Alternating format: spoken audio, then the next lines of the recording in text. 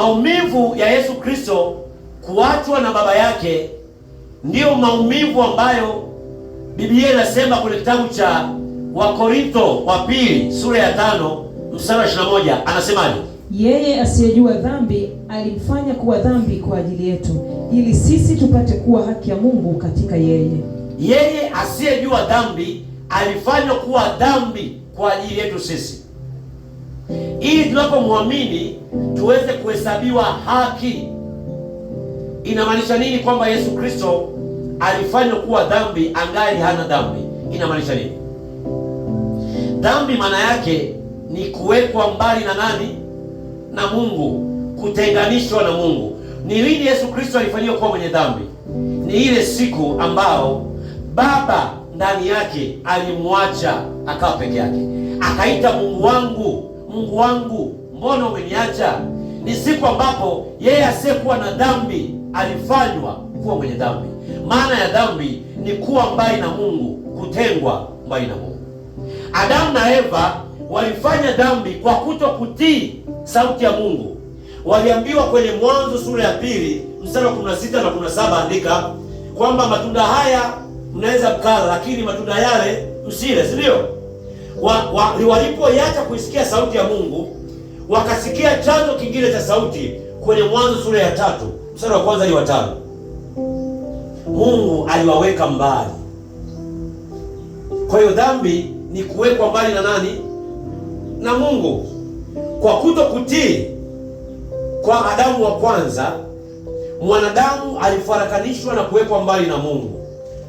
Lakini kwa utii aliyoonesha Adamu wa mwisho ambao ni Yesu Kristo, kwa utii aliyoonesha, Biblia inasema kwenye Wafilipi sura ya 2 mstari wa 8, Yesu Kristo alitii mpaka mauti, mpaka dakika za mwisho. Yeye aliyekuwa sawa na Mungu akajishusha kama mwanadamu wa kawaida, akatii mpaka dakika za mwisho. Kwa kutii kwa mtu mmoja, mahusiano yaliyofarakanishwa kati ya mwanadamu na Mungu, ile hali ya mtu kuwa mwenye dhambi, kuwekwa, kutengwa mbali na Mungu, ikarejeshwa kwa damu ya Yesu Kristo. Amezungumza kwenye kitabu cha Waefeso sura ya 2 mstari wa 13, anasema kwa damu ya Yesu Kristo sisi tuliokuwa mbali na Mungu tumerejeshwa, tumekuwa karibu na Mungu kwa agano la damu yake. Na katika yeye huyo, mstari wa 18, katika yeye huyo sisi sote tunao njia ya kumkaribia Baba katika roho moja. Tunaona yule Mungu aliyovaa mwili kwenye Yohana sura ya 1 mstari wa 14, akaishi pamoja na wanadamu ambaye ni Emmanuel. Wakati mwingi Yesu Kristo akiwa katika mwili, ukisoma Yohana sura ya 10 mstari wa 30, anasema mimi na Baba yangu tu umoja, tu kitu kimoja. Kuna wakati Filipo kwenye Yohana sura ya 14 mstari wa 8 na 9, Filipo anamwambia Yesu, tuonyeshe basi huyo Baba. Yesu anamwambia Filipo, muda wote mmekuwa na mimi, hamjamwona Baba tu. Bwana Yesu asifiwe. Kwa maana Baba alikuwa ndani ya Mwana. Anasema kwenye Wakorintho sura ya 2, Wakorintho wa pili sura ya 5 mstari wa 19, anasema Mungu alikuwa ndani ya Kristo akiupatanisha ulimwengu na nafsi yake.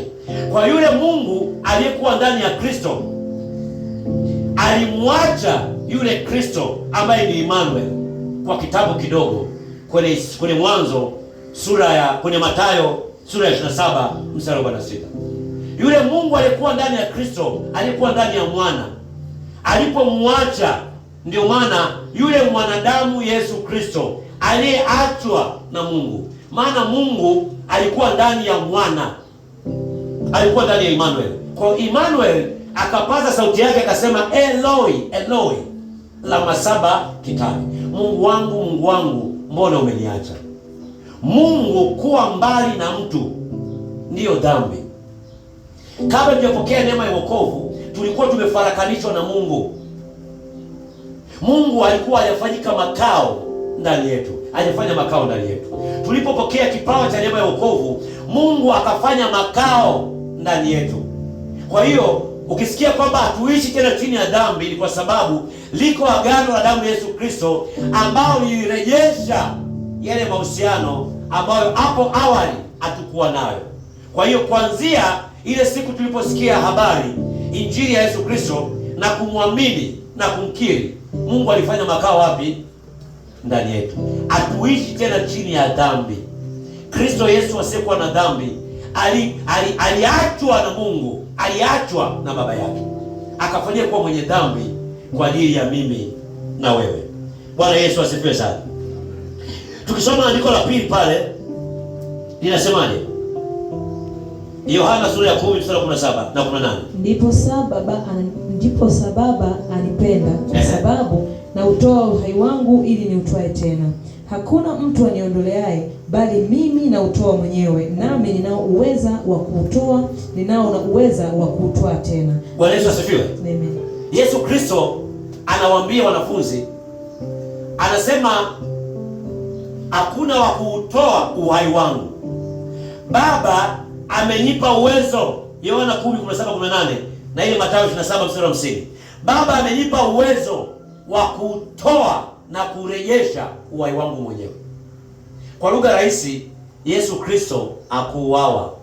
Hakuna aliyemuua. Walimsulubisha, lakini hakuna aliyeutoa uhai wake. Kwa nini? Ni kwa sababu yeye ndio chanzo cha uumbaji. Yeye ndiye Mungu.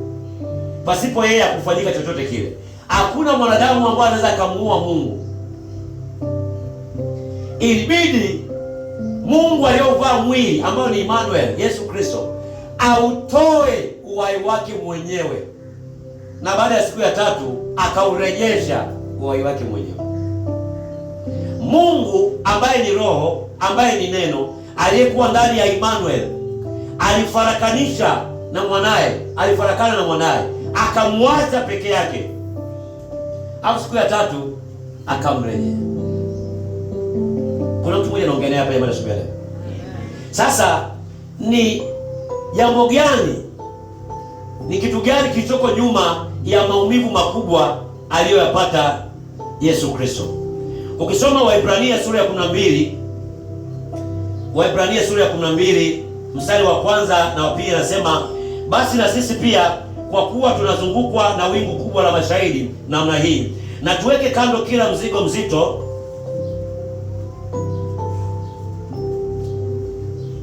na dhambi ile tuzongayo kwa upesi, na tupige mbiu kwa saburi katika yale ya mashindano yaliyowekwa mbele yetu, tukimtazama Yesu mwenye kuanzisha na mwenye kutimiza imani yetu, ambaye kwa ajili ya furaha aliyoiweka mbele yake aliustahimili msalaba na kuidharau aibu, naye ameketi mkono wa kuume wa kiti cha enzi cha Mungu. Yesu Kristo, Mungu aliyevaa mwili, alipata aibu, alisulubishwa akiwa uchi wa mnyama. Imagine mama yake ile mzaa na ndugu wengine na wanafunzi alikuwa akiwalea miaka yote 3.5, wanauona uchi wake pale msalabani. Achana hizo picha zinaonyesha amefunikwa hapa. Yesu alisulubiwa uchi wa mnyama. Alipouona ule utukufu utakaofuata mara baada ya yeye kufufuka, alidharau aibu. Aliona ameketi kwenye kiti cha enzi. Aliona amerejesha ile mamlaka, ile nguvu ya utiisho ambao Adamu wa kwanza alipewa pale katika bustani ya Eden. Nguvu ya kutawala na kumiliki. Alipoteza ile nafasi kwa kutomsikia Mungu na kusikia chanzo kingine cha shetani, sauti ya ndoto. Kwa hiyo ile mamlaka tuliyorejeshewa, akasema mamlaka aliyopewa baba yangu nimewapa nyie.